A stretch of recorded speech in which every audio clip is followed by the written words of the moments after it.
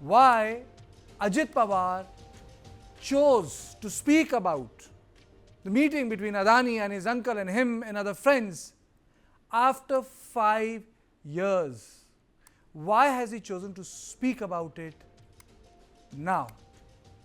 Now, when I say now, it is assembly elections.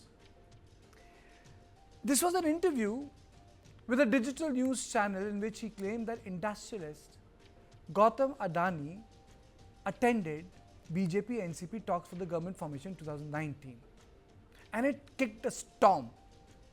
In the interview, the Maharashtra's Deputy Chief Minister revealed that the meeting took place at a businessman's house in Delhi just before the NCP split and his defection to the BJP camp. He mentioned that the meeting was attended by Amit Shah, Gautam Adani, Praful Patel, Devendra Fadnavis and Sharad Pawar. Ajit Pawar emphasized that his actions were taken with the full knowledge and consent of Sharad Pawar, asserting that he followed his leader's directives as a loyal party worker. Now, what did he say? Everyone knows where the meeting took place. All were present. Let me clarify. Amit Shah was there, Gautam Adani was there, Praful Patel was there, Devendra Fadnavis was there, Ajit Pawar was there, and even Pawar Sahib was there. He said this in an interview which was done by News Minute and Newslaundry. He said everyone was there, everything was decided, the blame had fallen on me. I have taken the blame and let others be safe.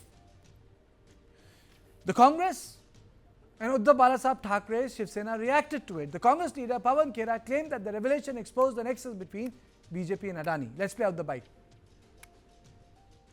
More interesting about Ajit Pawar is what he confessed today, that Gautam Adani was a part of a meeting to topple the government of the MODI-ADANI. That's a very, very serious charge. What is an industrialist doing sitting with the Home Minister of India trying to topple governments? I think this is something which the country is shocked about. Ajit Pawar, Fadnavis और शरद पवार ये meeting कभी हुई नहीं है, लेकिन गौतम अडानी, फडणवीस, अमित शाह, अजित पवार, प्रफुल्ल पटेल ये meeting बार बार होती रही और महाराष्ट्र की सरकार गिराने में गौतम अडानी का हाथ रहा। उसका मतलब गौतम अडानी का मतलब है नरेंद्र मोदी, फडणवीस और अमित शाह का हाथ रहा। अब इस बारे में सबसे बड़ा खुलासा अजित पवार ने किया है, जो उस मीटिंग में शामिल थे। इसीलिए तो महाराष्ट्र की जो लड़ाई है, ये चुनाव की लड़ाई चल रही है, ये गौतम अडानी के खिलाफ चल रही है। ऐसे उद्योगपति जो सरकारें गिराता है, जो विधायक और सांसद को खरीद लेता है, बेचता है, ऐसे गौतम अडानी के हाथ में छत्रपति शिवाजी महाराज का महाराष्ट्र हम नहीं जाने देंगे। Even Priyanka Chaturvedi, spokesperson of the Uddhav Balasaheb Thackeray's party, put out a tweet. And the tweet was about why Adani was present. She said, as per an interview given to a digital platform by a senior minister in the cabinet, Gautam Adani had sat through in meetings to decide how to get BJP to power in Maharashtra. By trying to fix unlikely alliance, it raises some serious questions. Is he a BJP authorized negotiator? Has he been given the responsibility of fixing alliances? Why is the businessman so keenly and closely working to bring BJP to power at any cost in Maharashtra? Bol Dharavi, bol. So two questions to you, Brijesh. One, why did he break his silence? Second, why did Priyanka Chaturvedi write, Bol Dharavi, bol? Well, I think, after a very long time, Ajit Pawar has shown you the traces of brilliance, political acumen, which his uncle, Sahib, Sharad Pawar, has been phenomenally famous for. Basically, what he has done is he has killed two birds with one stone. What he has done is that he's said to be the weakest link in the Mahayuti, where, they feel that he's more of a, problem for the Mahayuti rather than, an asset, more of a liability rather than asset. And what he has done is that he has embarrassed his uncle, his Mahavikas Aghadi entirely in toto, when he says that Sharad Pawar was sitting there in the meeting where Gautam Adani was sitting, and they all orchestrated the breakup of Mahavikas Aghadi or the Shiv Sena government. The second thing what he has done is that in the same line, with the same usage of line, he has embarrassed BJP like anything. He brought out about something that Ajit Pawar, that Fadnavis was sitting there, Amit Shah was sitting there, and Gautam Adani was sitting there. So in one statement, He is embarrassed and put his own uncle on back foot, and he has majorly embarrassed BJP and put them on a back foot by saying that the BJP was in cahoots and were actively going by what Ajit Pawar has said, in destabilizing and bringing the government down.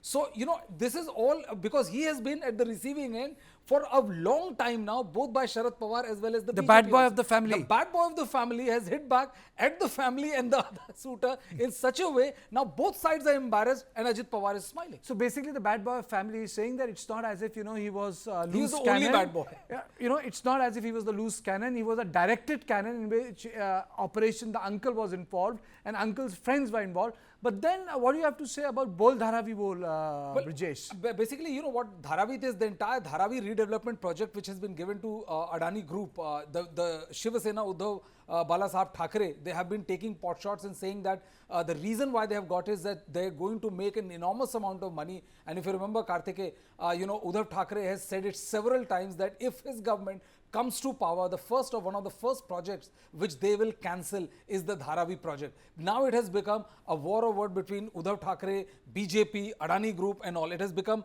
the key point of the hectic political parlays which is going on, and that is the reason why in her tweet she said Bol Dharavi. So Bol. this brings me to the last question. A lot of people are thinking in this in context of a family fight, that he has embarrassed the uncle and he's embarrassed Sharad Pawar, saying that, boss, you were also part of that large meeting. So don't say that you're holy, you are the holy cow in politics. You also have relationship with businessmen in context of politics. But I personally feel that business and politics have gone hand in hand even before India's independence. Business, politics, that's not an important. That's not the story. It's okay. That's not the bigger issue.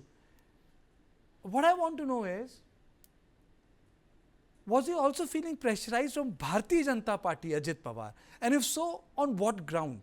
Well, it has when the BJP didn't perform as per expectation. Lok Sabha, Mahayuti, he was said to be the weakest link. They said that one of the big reason why the Bharatiya Janata Party, they were making him a scapegoat. They made him a scapegoat, and the Bharatiya Janata Party was under enormous pressure from the RSS cadre and other well-meaning individuals who were with the BJP, that how come, on one day you are calling him a guy who is accused of 70,000 crore scam, and the other day, he's a deputy chief minister in your own government. So he was made the scapegoat. Now what has happened is that, see, Sharad Pawar has diffused and embarrassed Rahul Gandhi. If you remember, when he put out a picture of him, sitting along with or standing next to Gautam Adani, that picture embarrassed the Congress a big way. So I don't think that Sharad Pawar is going to be that badly hit. He's the past master. So Ajit basically said, Ajit has settled score with the BJP, and you know what it has given also a hint at that if push comes to shove, what will happen or what might happen, given his also displeasure saying at katoge to batoge, is that if the Maha Vikas Agadi requires a certain number of seats, and if Ajit Pawar NCP has that certain number of seats, I wouldn't be surprised to see Ajit Pawar switching over to Maha Vikas Agadi. I think that's a good analysis. I think what Ajit Pawar has done, very rightly pointed out by Brijesh, he has killed two birds with one stone. He has told BJP, don't take me for granted. And he has definitely told his uncle that don't try to be the holy cow in the Maratha politics. You were part and parcel of all the decisions that were taken. But then ultimately in politics, the king is who has the numbers. Rest doesn't matter.